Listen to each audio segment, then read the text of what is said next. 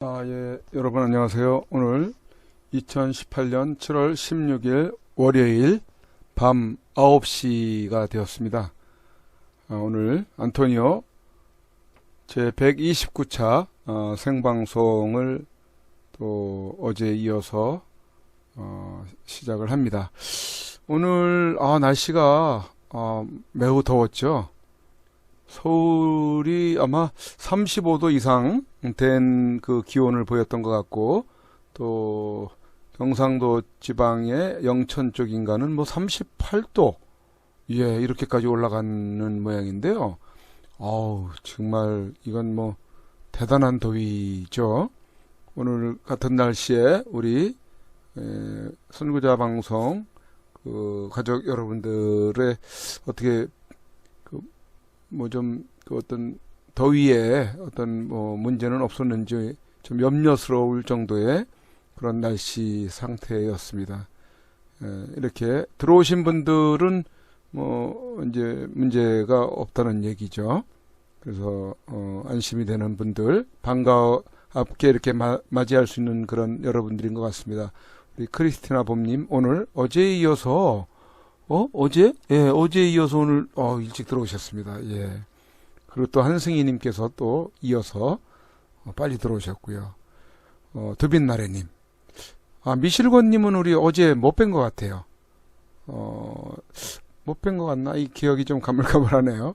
우리 일본에서. 일본도 날씨가 무진장 덥다면서요? 지난번에 그 폭우 피해에 이어서 또 더위 피해가 있을 것 같은 정도의 매우 더운 날씨로 힘들어한다는 뉴스가 아마 우리 안토니오님 소식을 통해서 오늘 얘기가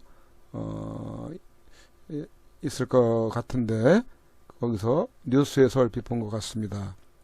예, 우리 도쿄에 계시는 미실건님이 오늘 일찍 들어오셨네요.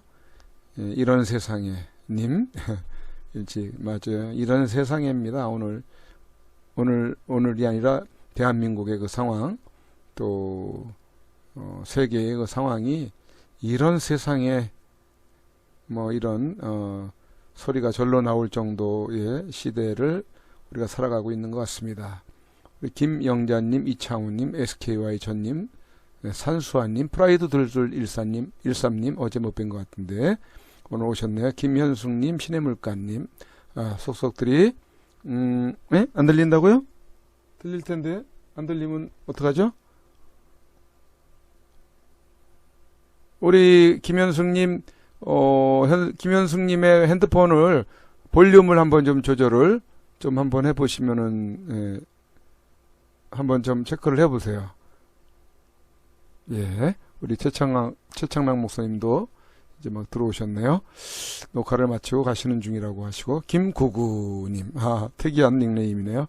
자, 이제 우리 안토니오님을 연결해서 빨리 우선 방송 뉴스를 연결을 해서 듣고 또 뒤에 또 이야기를 나누도록 해야 될 것 같습니다. 안토니오님의 이게 또 사라졌네요. 안토니오님 기다리고 계시는 안토니오님을 연결을 하도록 하겠습니다.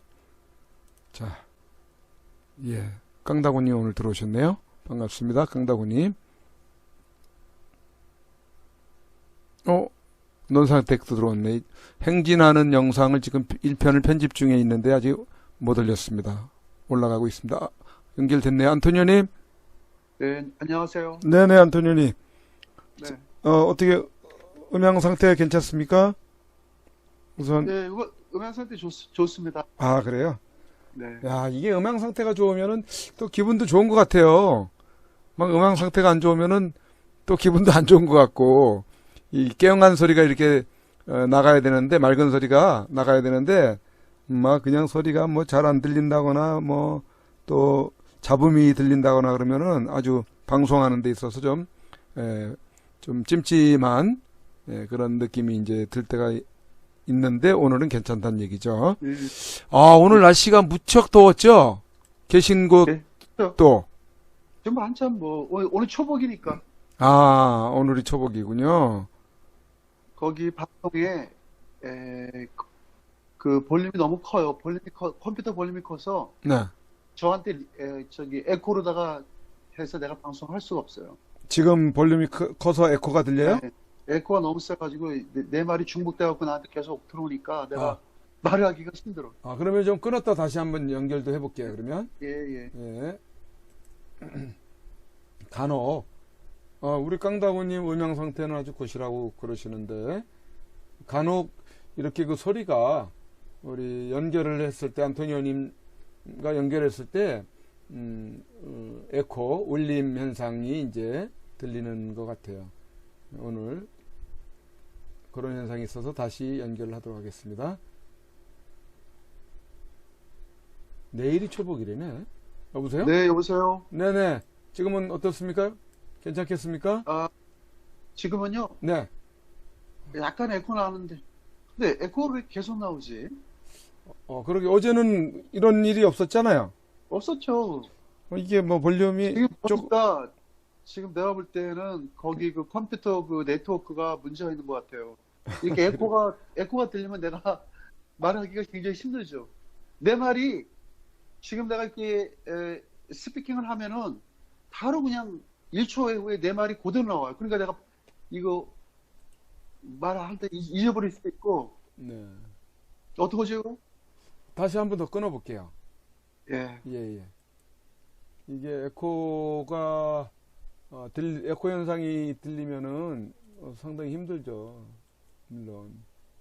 우리 안토니오님 에코 현상 때문에 힘들다고 하셔서 다시 끊고 연결을 하고자 합니다. 잠시만요. 또 우리 서로 인사들을 나누시면 좋을 것 같아요. 우리 여러분들 다 아시는 우리 선구자 방송 가족 여러분들하고 좀 인사 좀 나누시기 바랍니다. 이번에 107차 일단은 요거를 하나 올리면서요. 동영을 한번 보겠습니다. 다시 연결을 해보죠. 네, 여보세요.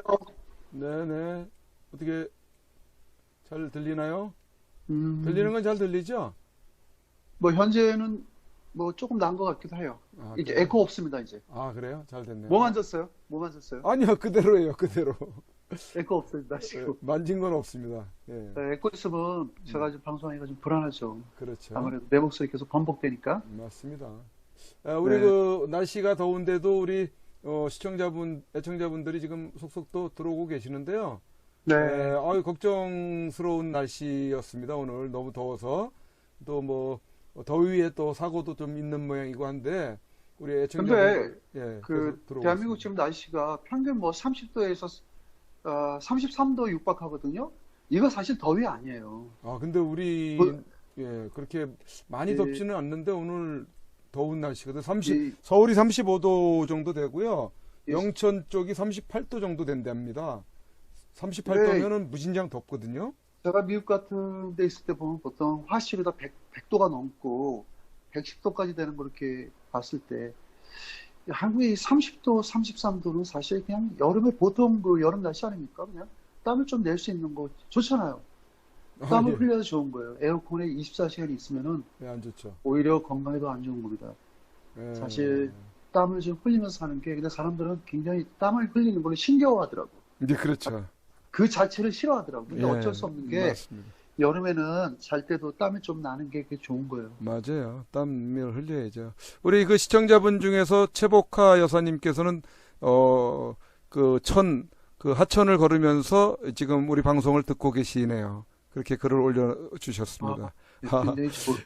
굉장히 그 운동하면서 예. 굉장히 좋습니다. 예, 그 건강에도 완전히 대화가 될 것 같아요. 건강에도 예. 좋고. 우리 그 시청자분들하고 먼저 인사 나누시면서 또 들어가도록 하죠. 우리 그 선구자 방송회가 아주 껌딱지 같은 껌딱지라 죄송합니다. 아주 진짜 그 너무 우리 열렬히 그 선구자 방송을 매일 애청해 주셔서 진짜 고맙습니다. 고맙고요. 선구자 방송이 진짜 많은 그 실시간 시청자가 좀 됐으면 좋겠다는 바람이 앞섭니다. 어쨌든 뭐 이렇게 많이들 오시니까 너무 고맙고요. 이렇게 더운 날 또 이렇게 여름밤에 또 방송을 또 시작해 보겠습니다. 네. 오늘도 뭐 북한이 조용하나요? 예, 계속 똑같습니다. 북한에 대한 어떤 뉴스가 이제 나온 게 없습니다. 일단 북한의 그 김정은 체제가 아무런 이야기를 안 하고 미국한테 어떤 걸 통보를 안 하다 보니까 네. 현재는 그 뭐 소강 상태가 있고요. 음, 미국 전 그 뉴스가 북한 뉴스를 찾아볼 수가 없습니다. 음, 한 달째고 지금 두 달째고 결국은 북한이 자기네들의 자기네들이 그 원하는 그 비핵화를 미국이 뭐 안다라면 우리한테 뭐 다가올 것이다라는 저들의 그 엉뚱한 발상은 결코 그런 일이 없다는 거죠. 그래서 미국 뉴스 없는 반면에 또 뉴스는 또 많습니다. 여러 가지로 해서 우리가 꼭 그러니까 뭐 비핵화 어차피 비핵화는 안 되는 건데 뭐 비핵화를 우리가 심도 있게 해봤자 그 북한에 쏟아지는 건 매일 거짓말이기 때문에 그거에 먼저 제가 자유한국당이 그 김명준이라는 그 사람이 비대위원장이 됐는데 그분은 무슨 그 당이 내용이 있을 때 뭐 저 사람은 총리를 시켜야 되겠다. 저 사람은 비대위원장 하면 아마 이 쓰러져가는 당을 잘 추슬릴 것이다. 라는 그런 맹점으로 이 사람을 계속 그동안 이렇게 청구했던 것 같아요. 근데 그 자유한국당에서 5명의 그 후보 중에서 이 사람이 이제 오늘 됐거든요. 결국 지난번에는 전신 자유한국당인가? 뭐 전시장의 새누리당에서 옛날에 임명진이라는 목사 한 분 있었죠? 결국은 그 목사가 그렇죠, 들어와가지고 있었죠. 그 당이 다 빨갱이 당이 됐잖아요. 그렇죠? 네. 다 바뀌어갖고. 근데 오늘 김성태가 아주 그 자유한국당에서 뭐 고래고래 소리 지르고 자기 세력들을 반대하는 사람들은 다 탈당하라고 이렇게 김성태가 소리를 질렀단 말이에요.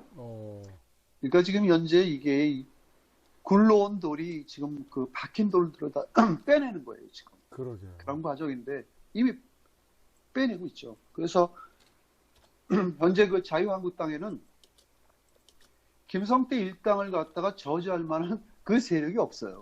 하하, 참. 예, 없고요. 오늘도 김명준 인준이 김성태나 그 일당들 우리 박근혜 대통령 탄핵 정부 때 등에서 칼을 꽂은 그 사람들이 다 선거에 추천해갖고 다 된 겁니다. 일방적으로.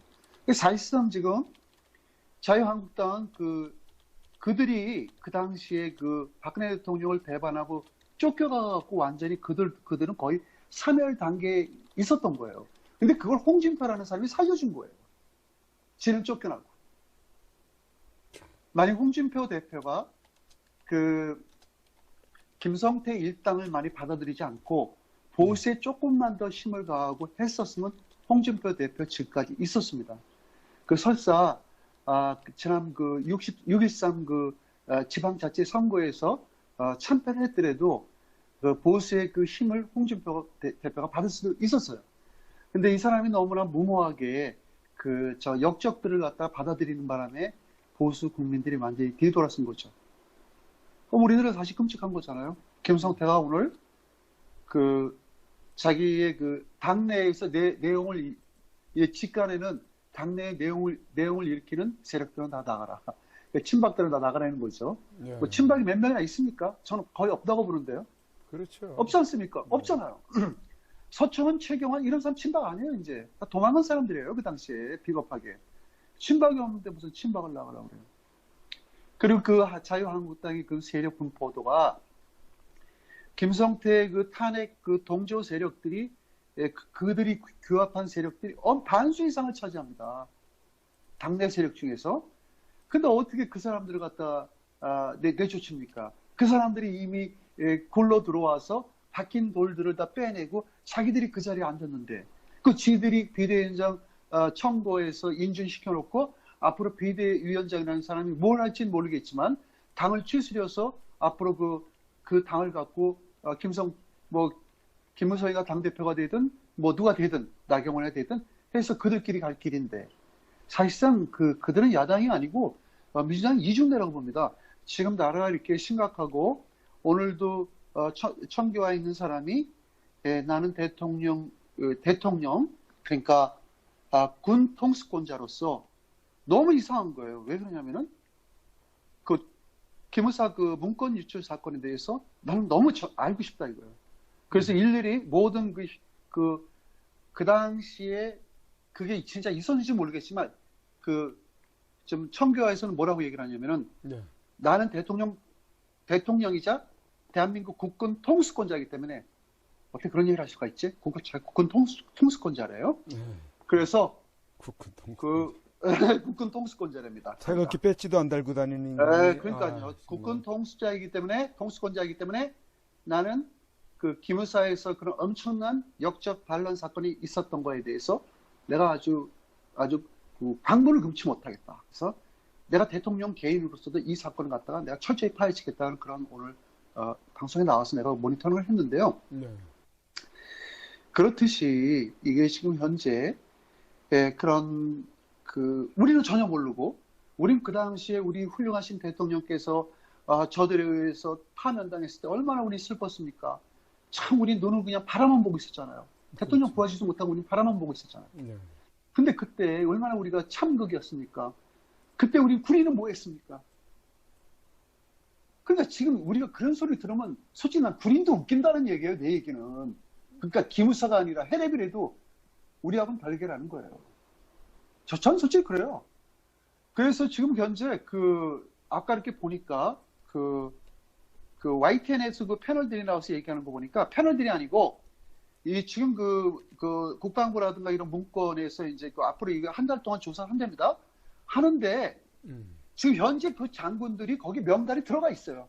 그 당시에 관련된 장군들이 육군 참모총장까지도 관련이 된 것 같아요. 다 이렇게 나열이 돼 있더라고요. 그러면 우리 신경 쓸 거 없습니다. 자기들 군대 자기들이 하는 건데 자기들 군대 우리 군대 아니에요. 그건 우리 군대가 아니기 때문에 저는 그들이 다 잡혀가든 말든 저는 아무 신경 쓸 게 없다고 저는 생각합니다. 네. 그래서 저는 솔직히 그렇게 생각해요.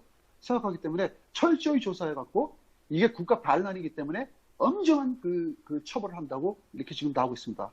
그럼 이제 많은 머저리 같은 장군들은 다 이제 그동안 엄청난 돈을 받고 이렇게 호의호식하면서 승용차에다가 별판 받고 달던 이제 똥별들은 이제 다 큰일 났죠, 이제. 똥별들 다 잡혀갈 것 같습니다. 네. 제가 볼 땐. 다 잡혀가야 될 것 같지 않아요? 아유, 다 잡혀가고 그냥 싹 쓸었으면 좋겠어요. 네. 아유, 그냥 청기화에서 다 잡아갔으면 좋겠습니다. 네. 쓸모없는 군인들, 지금 대한민국 군인들이 북한하고 이렇게 그런 우리가 이렇게 대치하고 있는 상황에서 조금이라도 국민을 생각한다면 국방을 갖다 좀 심혈을 기울여서 나라를 지켜야 되는데 저는 문재인 대통령이 다 잡아갔으면 좋겠어요. 다 잡아가서 싹 들어갔고 새로 밑에 영광 소위를 갖다 장군을 붙이든 대령을 갖다가 참모총장 시키든 해서 자기들끼리 다 해먹으라고 그랬으면 좋겠어요. 아주 물론 그렇게 하는 것도 참 우리가 이게 할 소리 아니지만 난 군 자체를 다 잡아갔으면 좋겠어요. 진짜 내가 진짜 그런 마음이야.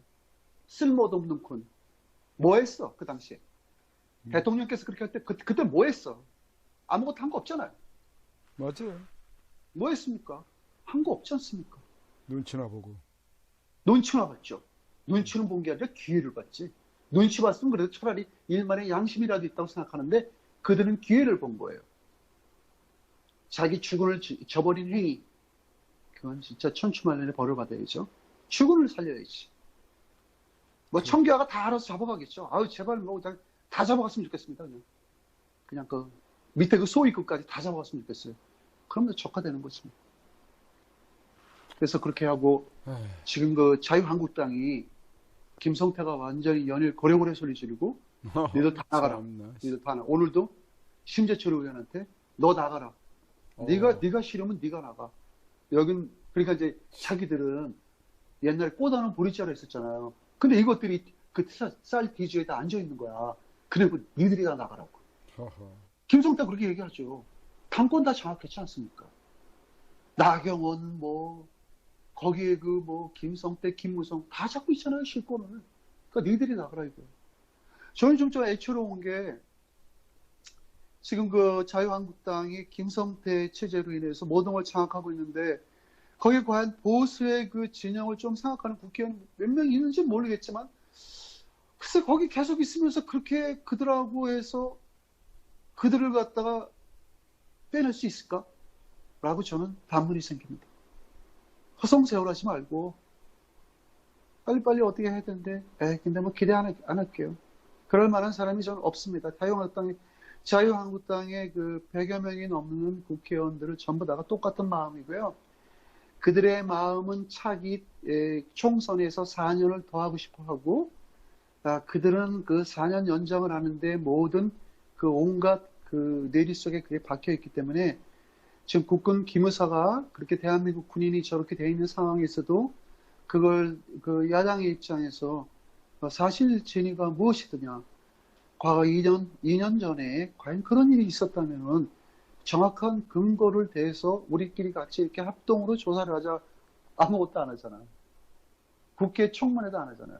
드루킹 사건 파묻혔잖아요. 드루킹 사건 뭐 좀 나온 거 있습니까?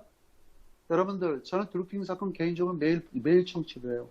이게 과연 어떻게 될 것인가? 아무것도 한 거 없어요. 왜 그런 줄 알아요? 청문회 열려도 별별 없는 게 바로 자유한국당에서 드루킹 사건을 갖다가 무마를 시키려고 그러는 거예요. 그 사람들이. 김성태가 무마를 시키려고 그럽니다. 모르겠어요. 그래서 드루킹은 별별 없이 저는 끝날 거라고 봅니다. 애초에 제가 그런 얘기를 했었고, 아니, 물론 미국에도 지난 대선 때 러시아 해킹 부대가 미국의 전자메일 사이트에 들어와서 해킹을 해서 미국 대선의 당락을 가르는 그런 행위를 했다고 해서 그게 러시아 스캔들이라는 게 지금 있는데요. 사실 그래요. 모든 언론 플레이는 그 당시 모든 나라들마다 자기들이 선거운동입니다. 그거는 불법이 됐든 뭐가 됐든 외국 같은 경우는 더 많이 해요. 그런 걸 더 많이 합니다. 그래서 근데 그런 걸 자체를 가지고 자유한국당이라는 이중대가 하질 않는데 드루킹 어떻고 더블 드루킹 뭐가 필요가 있어요. 하질 않는데 아무것도 하질 않는데 국군 기무사가 지금 저렇게 됐는데도 아무것도 안 하지 않습니까? 물어보지도 않아요. 내가 볼 때 무능력한 것 같아. 예, 무능력한 것 같아. 솔직히 자유한국당의 국회의원 110명 다 무능력해요. 거기 한 사람도 똑똑한 사람 없습니다. 다 못났어요. 그저 차기 총선 바라보고 혹시 내가 공천 못 받을까봐, 혹시 내가 만약 탈당을 했을 경우에 무소속이 됐을 경우에 나는 당선이 안 됐겠다 해서 간판, 자기의 백그라운드가 있어야 될 거 아니야. 백그라운드 무시 못하지. 백그라운드가 있어야 차기 총선에서 4년을 더 연장을 할 거 아니야. 4년을 연장을 하면은 그 집안의 대대 가문인 국회의원을 또 한번 연임을 하고 월급을 갖다 1억 원 시급받고 그다음에 또 특활비, 의정 특활비를 갖다 또 수백만 원씩 또 먹을 수 있고 얼마나 좋습니까? 국회 회기 매일 가서 표 안 찍어도 돼요. 어쩌다 한 번씩 나가고 대가리 선영만 비추면은 월급은 딱딱 1,000만 원씩 나오고 누가 뭐래는 놈 없고 오히려 문재인 정부 입장에서는 자유한국당의 국회의원들이 국회에 안 나오길 바라죠. 어떤 대정부 질문이라든가 그런 국정 현안에 대해서 그런 심대한 논의를 했을 때도 우리 자유한국당 애들이 그냥 가만히 있고 어디 그냥 바캉스 나가고 외국 그냥 놀러 나가고 골프나 치러 다니면 오히려 더 좋아하죠. 민주당에서 다 그냥 도장 쾅쾅쾅쾅 찍고 다 상정시켜버리고 입법화 다 시켜버리고 오히려 더 좋아해요. 근데 그 전에 대한민국 국회에서 회기별로다가 국회의원들 참여도를 나온 게 있는데요. 과간입니다. 1년 분기회계에 대가리 한 달에 한 번밖에 참여하는 인간도 있어요. 네. 그러니까 이제 4년을 딱 따면은 이렇대요. 국회의원이 의정활동을 하든 안 하든 퇴출은 없잖아요. 그럼 운동선수 같은 경우는 자기 캐리어가 안 되면은 퇴출당하잖아요. 그쵸? 대체하잖아. 그럼 직장생활 할 때도 이 사람은 도저히 근무태만 하고 도저히 우리 회사에 이 사람은 도저히 이로운 사람이 못 되겠다 하면 사주가 해직 공고를 내있잖아요. 국회의원은 해직 공고를 못 해요. 국민이 뽑았기 때문에. 그럼 그거 누가 해직해야 되냐? 해직할 방법이 없어요. 그만큼 국회의원들은 그 법 테두리가 완전 무결한 완전 범죄예요, 완전 범죄. 대한민국 국민들만 저렇게. 그래서 이제 김성태가 오늘 아주 고래고래 소리 지면서 네. 우리 당의 우리 세력, 그러니까 우리 현 체제의 우리의 그 길을 따르지 않는 자들은 다 나가라고 그랬어요. 다 나가라고 그랬어요. 다 나가라. 근데 그 다 나가라고 추세를 보니까 네 명밖에 안 돼. 네 명 이름은 내가 얘기 안 할게요. 응? 그 사람들 거기 붙어 있는 거야. 4명 정도예요. 4명 정도. 그 당의 반대 세력은 딱 4명 정도예요. 아, 누구라고 얘기 안 해도 알잖아. 그러게요. 네 명. 심재철은 이미 나와 있고, 전희경 씨 이미 나와 있고. 또 한 사람 또 그 사람 있잖아요. 없어요. 그러니까 김성태는 그거지. 몇 명 안 되니까 니들이 나가라. 니들이 나가서 따로 나가고, 대체 우리는 우리끼리 할 테니까 내버려 둬라. 이렇게 하는 거죠. 어느 소리를 고래고래 지르고 막 사태 지르고 네. 니들이 나가라고 그랬습니다. 북한이 예, 말씀하세요. 참, 아이고, 오합지졸이고, 뭐, 아주, 연일 그냥, 그, 가닥을 못 잡고 있네요. 예, 근데 이제 더 큰 문제는 뭐냐면은 그래도 우리는 그 보수를 대변할 수 있는 정당이 있어야 되잖아요. 그러게요. 그렇지 않습니까? 네. 그러면 우리 보수가 이렇게 힘이 딸리고 저 적들로부터 그렇게 위협을 당했을 때 우리를 보여줄 수 있는 그런 세력이 있어야 되는데 정치 세력이 그 제도권에 없지 않습니까? 그게 우리는 비극이라는 거죠. 하긴 뭐 지금 자유한국당의 우리 박근혜 대통령 훌륭하신 대통령을 각하를 갖다 이렇게 등대에서 칼로 찔러서 죽인 놈들하고 무슨 우리가 보수를 대변한다고 그럽니까? 말이 안 되잖아요. 북한이 15일 날 이제 12일 날 만나자고 그랬다가 지금 펑크를 내고 15일 날 이제 일요일 날인가?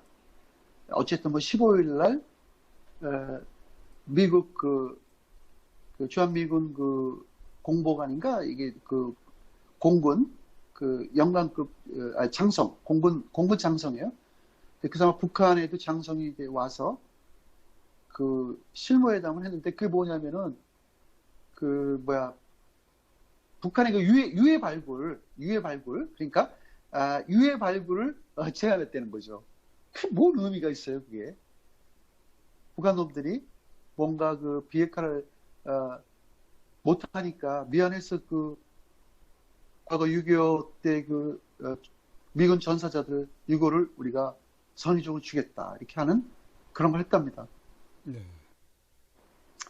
근데 사실상 어저께 2018년도 월드컵이 러시아에서 끝났습니다. 역시 축구의 명가 프랑스가 우승을 했습니다. 그렇습니까? 예? 프랑스가 이겼습니까? 예, 프랑스가 4대2로 이겼습니다. 어디죠? 상대국이 크로아티아인가요? 예, 크로아티아인데 크로아티아도 굉장히 축구를 잘하는 글쎄요, 거죠. 어제, 그러니까 일요일 날 보니까는 크로아티아가 이길 것 같다고 대체적으로들 그렇게 점을 치던데. 많은 전문가들이 크로아티아 축구가 상당히 디펜스 축구도 잘하고 공격적이고 그래서 그 팀이 우승할 거라고 예측을 많이 했는데요. 네네. 그래서 저는 프랑스를 예측을 했습니다. 개인적으로. 왜냐면은 프랑스에는 아프리카 출신의 네. 이제 17살인가 18살 먹은 아주 젊은 축구 선수가 하나 있는데요. 네. 그가 펠레하고 거의 비슷하대요. 실력이. 그 친구가 17살인가 16살 먹은 친구가 프랑스를 그렇게 우승을 이끌었어요. 그러니까 프랑스 축구가 지금 현재 역대 월드컵 중에서 지금 두 번째 우승한 거거든요. 그래서 프랑스가 이번에 우승할 수밖에 없는 게 그동안 내가 프랑스의 캐리어를 보니까 상당히 잘한다. 근데 일단 러시아 월드컵이 굉장히 흥행에 성공했답니다. 그래요. 많은 사람들이 애초에 러시아 월드컵 개최할 때 그 당시에 피파에서 걱정했던 게 뭐냐면은 러시아가 재정이 없는데 과연 축구장을 갖다가 제대로 만들 수 있을까? 건립을 할 수 있을까? 또 한 가지는 공산주의 그 종주국이기 때문에 과연 그 공산주의 종주국에서 이런 그 세계적인 그런 축제가 개최가 됐을 때 서방에서 많은 사람들이 안전하게 과연 그 러시아를 방문할 수 있을까 이런 많은 거를 굉장히 고심을 했답니다. 처음에. 그래서 사실 러시아한테 여러 번 공고를 했대요. 돈도 없으니까 지금 다른 데에서 축구를 개최하기를 원하니까 니네가 양보할 생각이 없겠냐 여러 번 그랬대요. 근데 푸틴이 막 빚을 얻어가면서까지 축구장을 다 건립을 하고 해서 굉장히 그 사고도 없었고 홀리건 그러니까 그 축구의 그 난폭자들이죠. 홀리건들도 없었고 굉장히 그 대박을 쳤대요. 러시아 월드컵이 그 푸틴이 주가가 올라갔답니다. 그래갖고. 허허, 참. 주가가 떨어졌어야 되는 건데. 예, 근데 러시아가 그 흥행 성공과 동시에 그 서방 세계의 공산국가 이미지를 벗고 아주 그 훌륭하게 러시아 월드컵을 마무리했다고 이렇게 나왔습니다. 그렇군요. 네. 그래서 이제 전 사실 축구 몇 게임 보지도 못했습니다. 저는 한 게임도 못 봤습니다. 안 봤습니다. 아예. 예, 사실 이제 점점점 그 올림픽 게임이라든가 그런 그 세계 유수의 그런 그 큰 그런 그 큰 세계인의 그 스포츠 그 축제를 이제 보고 싶지 않더라고요. 올림픽도 그렇고 월드컵도 그렇고 뭐 그렇게 흥미가 없는 것 같아요. 근데 그게 우리가 정치적으로다가 나라를 저들에게 의해서 찬탈을 당했기 때문에 마음속에 늘 그런 걱정, 근심 이런 것 때문에 아무래도 그런 스포츠가 눈에 오락가락하지 않죠. 그렇죠? 네, 예, 그런 측면이 저한테는 있어요. 예, 그것도 사실 마음이 편해야 그 운동 경기도 보는 건데 마음이 불안하고 근심이 많은 상태에서 그건 뭐 스포츠가 눈에 들어오겠습니까? 대부분 다 그렇겠죠. 네, 맞습니다. 트럼프 대통령이 요번에 그 헬싱키에서 푸틴 대통령을 이제 만났어요. 만났고 이제 회담이 다 끝났는데 트럼프 대통령이 그 전에 어떤 얘기를 했냐면은 그 러시아가 그 전자메일 해킹 사건은 내가 제안했을 때가 아니다 이거야.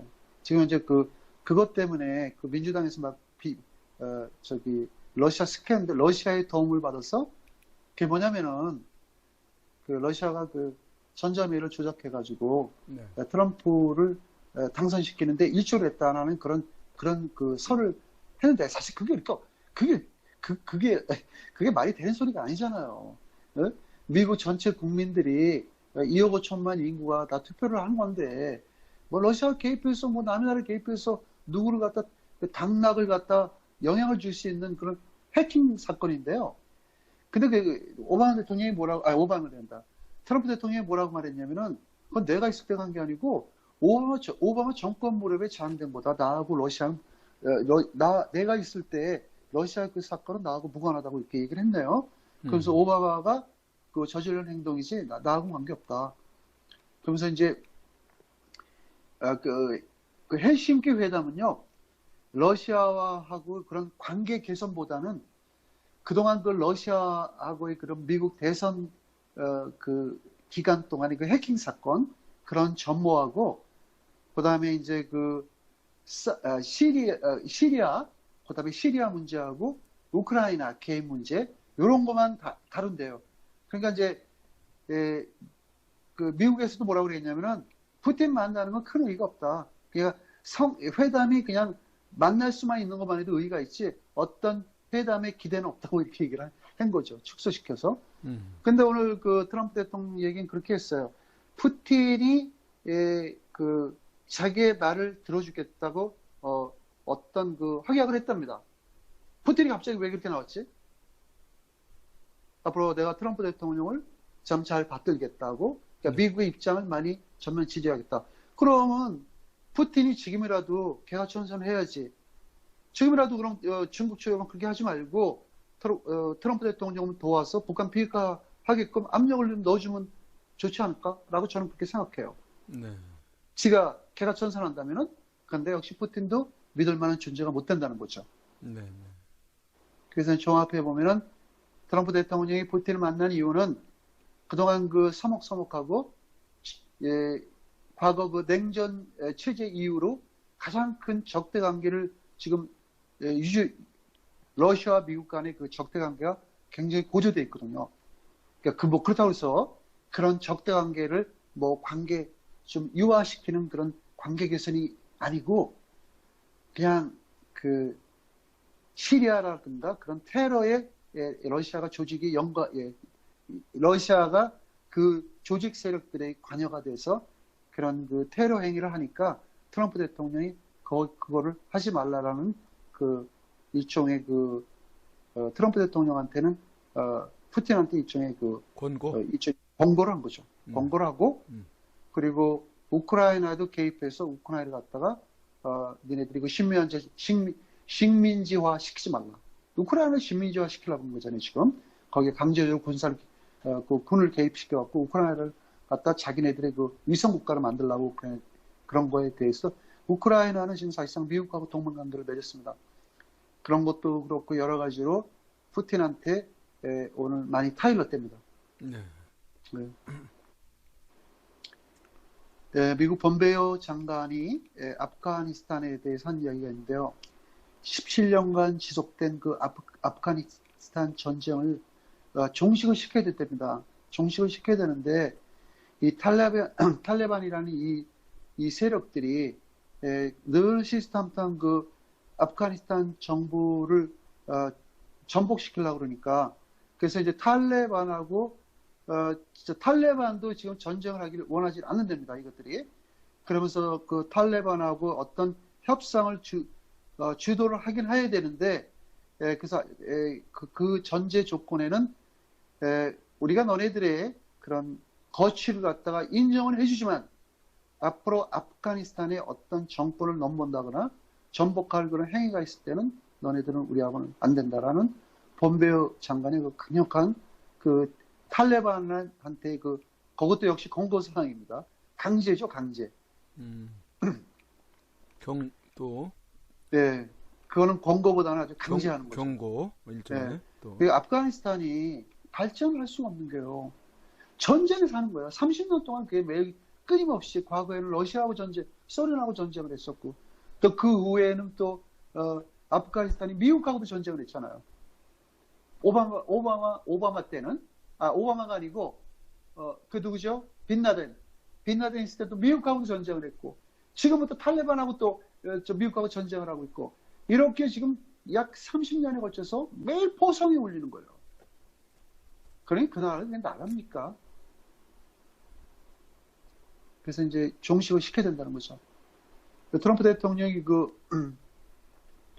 그 북대서양 조약기구 와갖고 이런 얘기를 했대요. 미국의 최대의 적은 유럽연합이라고 했대요. 최대의 적이. 예. 그래서 이제 그 이유는 트럼프 대통령이 그렇게 유럽을 최대의 적이라고 지칭한 이유는 이제 물론 그래서 이제 그런 얘기가 나오니까 유럽연합 사무총장이 아니다. 그건 믿을 수가 없다. 아마 그건 가짜 뉴스일 거다. 트럼프 대통령 그런 얘기 하지 않았다고 이제 마무리 준 거예요. 트럼프 대통령을 다독이려고. 그런데 이제 그 트럼프 대통령이 왜 그러면 유럽연합은 적이다 그렇게 얘기를 했냐. 그게 무역 전쟁에서 빚어진 것 때문에 트럼프 대통령이 유럽연합에 대한 그런 감정 차원에서 한 발언이래요.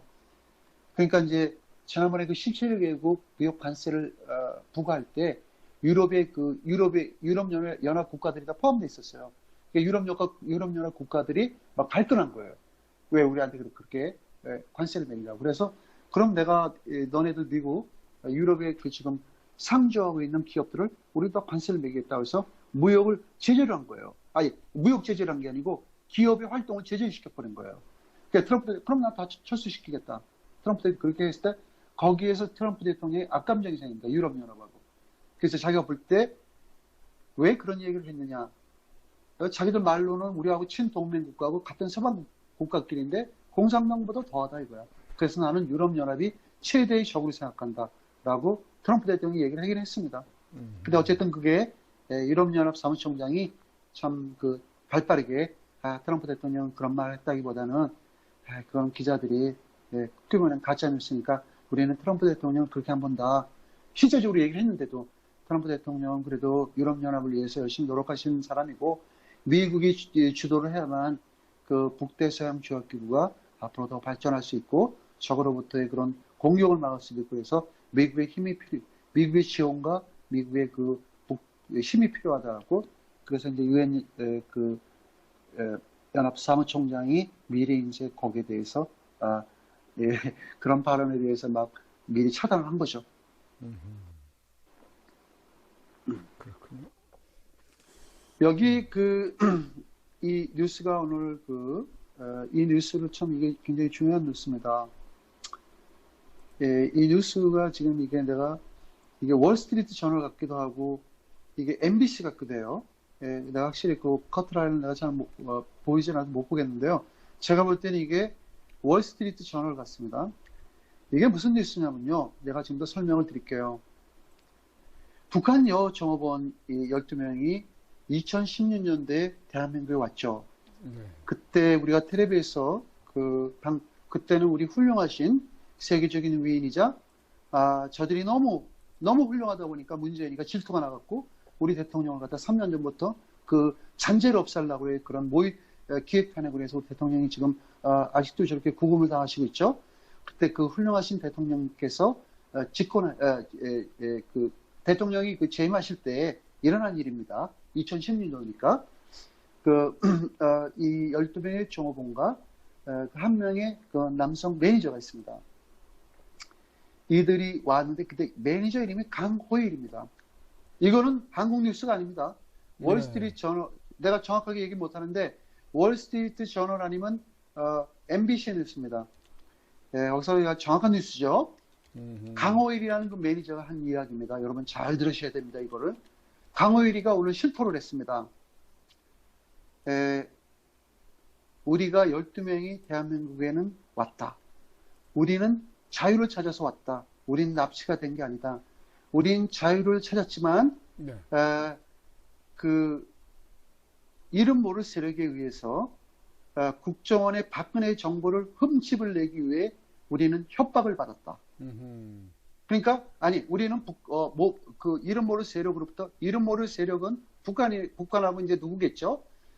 북한인데 그 박근혜 정부의 그 국정원 그 정보 기관을 흠집을 내기 위해서 우리가 거기에 대한 협박으로 인해서 우리가 말을 그렇게 한 거다. 납치가 됐다고. 우린 절대 납치가 되지 않았다. 우린 자유를 찾아 넘어왔다고. 이 사람이 오늘 이야기를 했어요. 네. 양심선언을 했어요. 결국은 우리 안토니오님이 그럴 것이다라고 봤던 부분이 이제 드디어 나왔네요. 여기 나왔잖아요, 뉴스. 네. 깜짝 놀랐어요. 그러니까 우리는 북한 땅을 떠나 이 자유와 우리의 인간의 보편적인 삶을 누리기 위해서 우린 대한민국으로 다 기순했다 이거야. 그런데 와보니까 남북한이 그런 한의문이 돼 있고 그렇게 가까워지다 보니까 그때 북한에서 그 조명근이라는 우리 통일부 장관한테 너네들 있는 현재 12명의 조업원들 다 우리한테 돌려보내줘. 그리고 우리가 만일 혹시 북한에서 어떠다가 저들이 또 넘어가면은 니네가 넘어온 거를 우리한테 돌려줘야 된다는 그런 MOU 상호 각서를 맺었습니다. 그러고 나서 이 사람들한테 협박이 왔다는 거예요. 회의와. 너네들 북한에서 요구하는 건 뭐냐면은 이 12명의 여정호원들한테 니네들이 만일 그렇게 납치를 당했다고 자작극을 꾸면서 만약 그렇게 안 하면은 니네 엄마 아빠 다 죽이겠다라고 협박을 한 거예요. 그래요. 참. 그렇기도 했고 그것도 맞고요. 그 다음에 이 매니저 이야기는 누군가의 압력에 의해서 대한민국 박근혜 정부 때 국정원을 정보기관을 흠집을 내기 위해서 우리가 이렇게 거짓말을 했다라고 실토를 했습니다. 참 놀랍죠? 참 대한민국이라는 나라가. 그러니까 이 사람들은 지금 한국 땅에 살고 싶어도 겁이 나는 거예요. 그렇죠. 겁이 나갖고 겁나고. 아마 제가 유엔에서 그래서 이거 유엔에서 좀 알아갖고 한국 정부한테 이렇게 거짓말한 거에 대해서 이거 빨리 중재를 하고 재수사하고 이 사람들을 갖다 안전한 곳으로다가 제3국으로 보내야 된다고 이렇게 지금 나오고 있습니다. 그러니까 결국 이 사람들은 북한에 안 갑니다. 유엔 때문에 더구나 못 가요. 갈 수가 없죠. 더 잘 된 거죠. 네. 차라리 그냥 미국이나 저 캐나다나 이런 데 가서 그냥 편안하게 사는 게 더 좋을 것 같아요. 여기서 봤자 그들한테 저 북계 일당들이 계속 그렇게 남한 정부한테 압력을 넣을 거 아닙니까?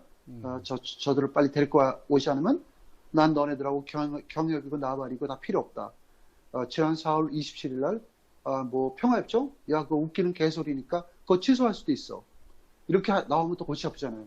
이들을 만약 안 돌려보내줬을 때, 그랬을 때 이제 그래서 북한의 그 매니저 강호일이라는 사람이 우리는 납치가 아니고 우리는 그 박근혜 정부를 흠집을 내기 위해서 거짓말을 했다고 폭로를 했습니다. 아, 그렇군요. 그러니까 이런 뉴스가 한국에 안 나왔을 거예요. 저 못 봤습니다. 찾아보려더니. 나올 리 만무하죠. 지금과 같은 상황 속에서. 나왔어도 발표를 못 하겠지. 보도국장이 야, 그런 거 하지 마. 그렇죠. 다 커트하죠. 그거 하면은 큰일 난다. 그러니까 우리가 도둑놈이 되니까, 우리가 또 납치범들이 되니까 하지 마. 이렇게 했겠죠.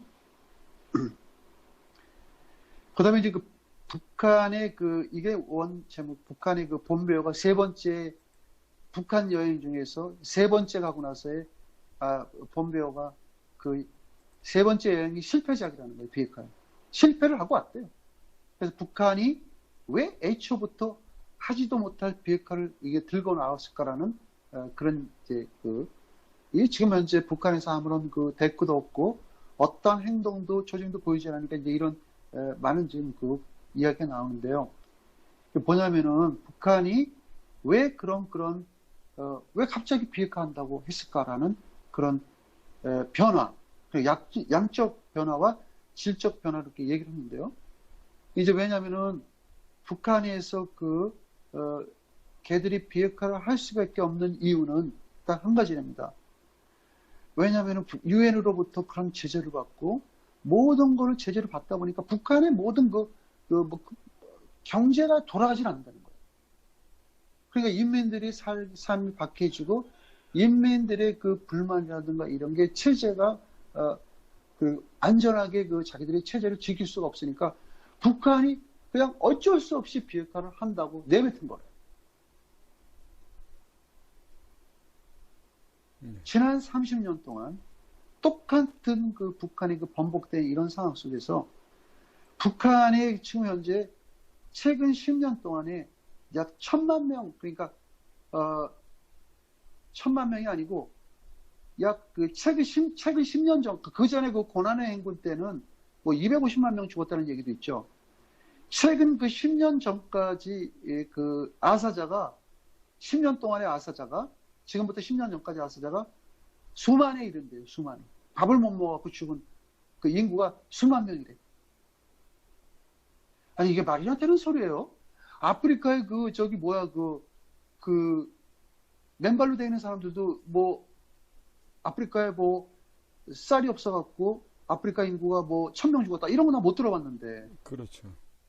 없잖아요. 아니 홍수가 나거나 지진이 나서 10만 명 죽었다면 그것도 어느 정도 이해가 됩니다.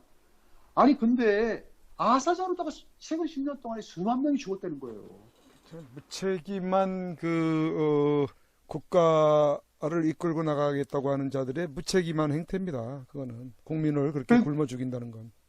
그러니까 이들이 지금 이렇게 할 수밖에 없는 이유는 지금 김정은 체제가 인계적인 상황에 직면해 있다는 거예요. 그러니까 무너져가는 그런 체제를 유지하려고 진짜 같은 거짓말을 한 거예요. 진짜 같은 거짓말을. 네. 그래서 이제 북한이 이렇게 이제 한반도의 그런 천국이 두 번 다시 올 수 없는 그런 임계점에 도달했다. 그게 무슨 뜻이냐면은 자기들의 지금 체제가 미국으로부터의 그런 강한 압박과 내지는 북한이 현재 직면해 있는 그런 체제에서 얘네들이 비핵화를 한다고 나올 수밖에 없는 거는 막다른 골목에 돌아섰기 때문에 그런 임계점에 들어서서 얘네들이 실질적으로 자기네들은 그 의지도 없는 상황에서 지들도 모르게 거짓말을 했다는 거예요. 살아남기 위해서. 어처구니가 없는 거죠, 그러니까. 그렇죠. 어처구니 없는 거죠. 북한이 지금 현재 얘네들은 지금 현재 뭐 어떤 전략을 갖고 나오냐면은 핵보유국의 미국에서 핵보유국을 인정을 해주고 비핵화를 하는 게 얘네들의 원리인데, 미국은 지금 어떠한 것도 할 수 없는 그런 상황에 북한이 지금 비핵화를 할 수가 없는 그런 상황에서, 그러니 비핵화를 안 해도 그런 비핵화를 안 해도 또 다른 그런 난간에 부딪히니까 거의 절박감에서 지금 서 있다는 거예요, 북한이. 더 이상 북한은 어떻게 할 수가 없는 그런 자기들의 지금 입장이 무너져가는 체제를, 그게 가장 겁이 났다는 거예요. 그러니까 김정은이가 체제가 무너질까봐 거짓말을 한 거라는 거예요. 체제가 무너질까봐. 일단은 불을 끄기 위해서. 체제가 무너져가고 있답니다, 지금.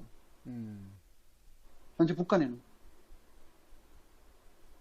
러시아를 믿고 중국을 믿고서 지금 겨우 팔다리가 서 있지만은, 북한은 지금 이 비핵화에 대해서 얘네들이 과연 왜 비핵화를 한다고 그랬을까? 라고 지금 아주 지금 그런 북한이 가장 큰 위기에 직면했다는 거죠. 네. 그렇군요. 그래서 사실 북한이 또 이런 것도 바라본 것도 있어요. 경제적 부를 갖다가 꼭 미국으로부터 물론 미국으로부터 많이 얻어야 되지만 지금 현재 대한민국에서 다 주잖아요. 그러니까 결국 북한의 김정은이가 비핵화를 안 하려고 하는 의도도 대한민국에도 원죄가 있어요. 한국 정부에서 그렇게 무의식양으로 다 도와주는데, 어느 정도 도와주면은 경제는 돌아가잖아요. 유엔 제재가 되는 거죠, 그것도. 북한이 저렇게 지금 미국하고 대화도 없이 언제까지 저렇게 북한은 저렇게 하고 있을까? 그러니까 북한이 30년 내내 그런 아주 똑같은 행각을 계속 이루어왔다는 거죠. 사람들이 그렇게 아사자가 생기면서도 체제의 어떤 존립을 위해서 북한은 저렇게 몸부림치고 있다는 겁니다.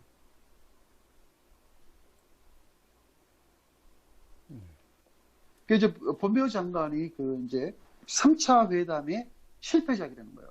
그래서 귀국해갖고 이제 미국에 와서 북한을 비난하는 목소리가 분모처럼 나왔다는 거죠. 북한을 비난했답니다, 실제적으로.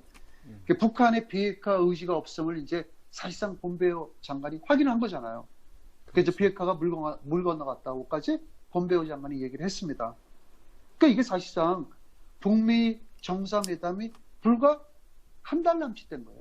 한 달 동안에, 한 달 동안에는 사실상 아무리 서로가 그런 악감정과 그런 거짓이 남부에도 한 달도 안 돼갖고 이렇게 모든 속내가 이렇게 털리는 거는 극히 드문 일이거든요. 국가와 국가 간의 어떤 협약에 있어. 근데 북한은 불과 한 달 만에 자기들의 속내를 다 드러낸 거예요.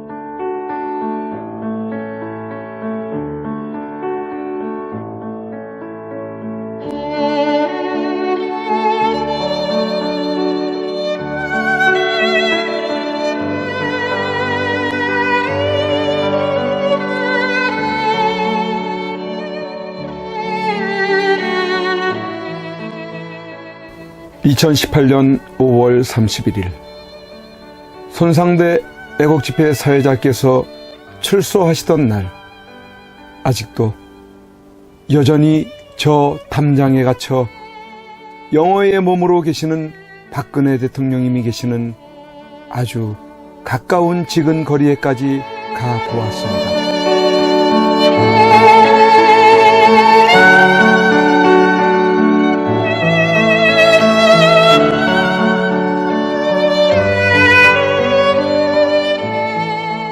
이런 곳에서 박정희 대통령님의 딸이자 아무 죄 없이 탄핵당하고 유린당해 감옥에 1년을 넘게 갇혀 고생을 하고 계시는 박근혜 대통령께서 계시는 곳이란 말이던가.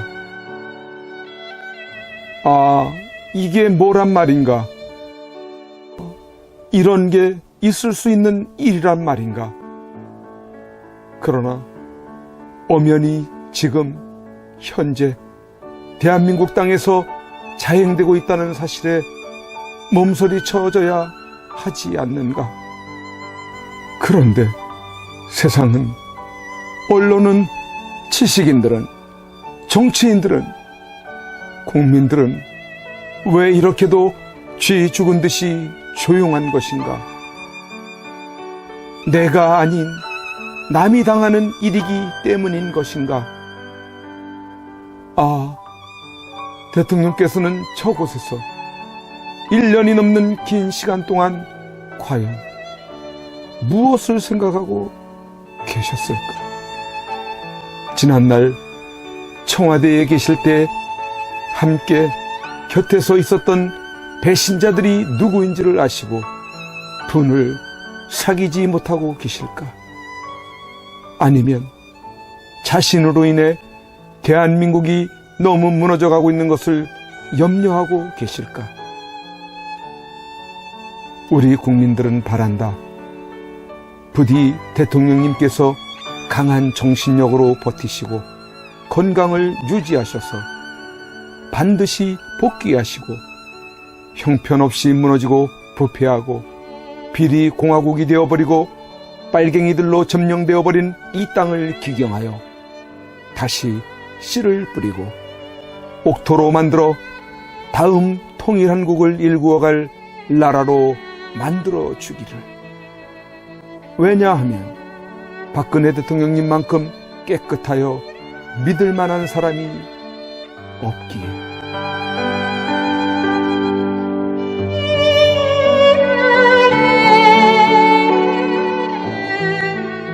이제 내려가야 한다.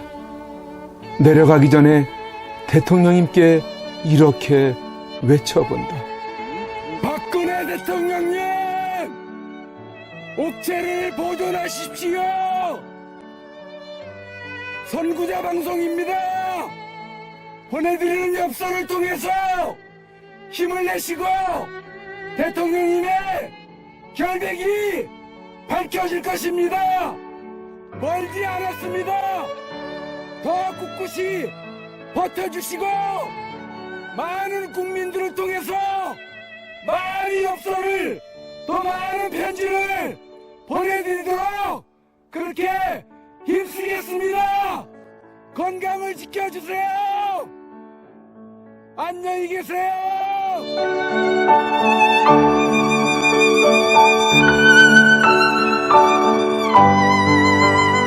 오늘 손상대 사회자께서 출소하시면서 여러분들이 보내주신 서신으로 인해 힘을 얻을 수 있으셨다고 하셨습니다. 여러분들의 그 용기와 또 편지나 아니면 적기를 통해서 우리에게 힘을 주셔서 오늘 이렇게 하늘을 처음 보는 것 같습니다. 이제 박근혜 대통령님과 남아 계신 분들이 힘과 용기를 얻으실 수 있도록 엽서 보내기와 편지 보내기에 더욱 동참해 주시지 않으시겠습니까?